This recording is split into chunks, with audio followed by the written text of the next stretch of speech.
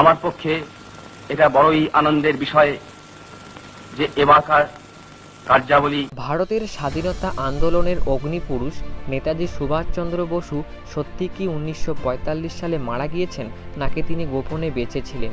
আজও এই প্রশ্ন ভারতবাসীদের কাছে অজানা। বিমান দুর্ঘটনা।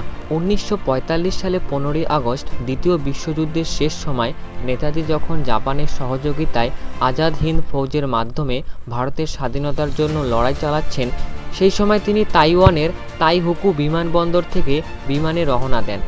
সরকারি রিপোর্ট অনুযায়ী বিমানে হঠাৎ ইঞ্জিন বিকল হয়ে দুর্ঘটনা ঘটে। নেতাজি মারাত্মকভাবে আহত হয়ে পড়েন। পরে হাসপাতালে ভর্তি করার কয়েক ঘন্টার মধ্যেই তিনি মৃত্যুবরণ করেন বলে খবর ছড়িয়ে পড়ে। কিন্তু এখানেই শেষ নয়, এরপরে শুরু হয় আসল রহস্য। কোনো মৃতদেহ পাওয়া যায়নি ও অনেকেই বলে নেতাজির দেহ কখনো ভারতে আসেনি। অনেক জাপানি ও ভারতীয় সাক্ষ্য মেলে যে তারা নেতাজিকে জীবিত অবস্থায় অন্যত্র দেখতে পেয়েছেন। ব্রিটিশদের আতঙ্ক।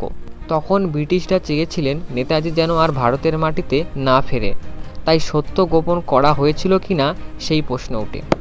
তদন্ত কমিশনের রিপোর্ট। শাহনওয়াজ কমিটি 1956 সালে জানায় নেতাজি বিমান দুর্ঘটনায় মারা গিয়েছেন।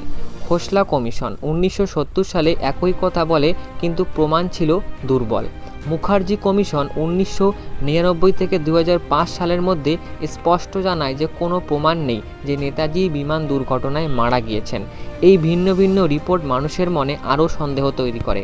গুমনামি বাবার রহস্য।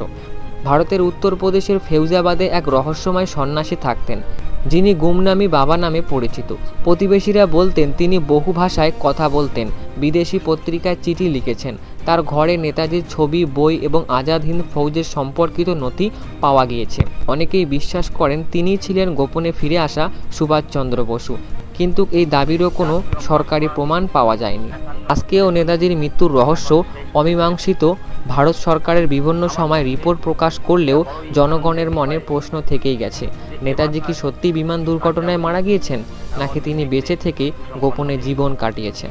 নেতাজি সুভাষচন্দ্র বসু একজন স্বাধীনতা সংগ্রামী নন, তিনি কোটি ভারতবাসীর প্রেরণা। তার মৃত্যুর রহস্য আজও আমাদের ভাবায়।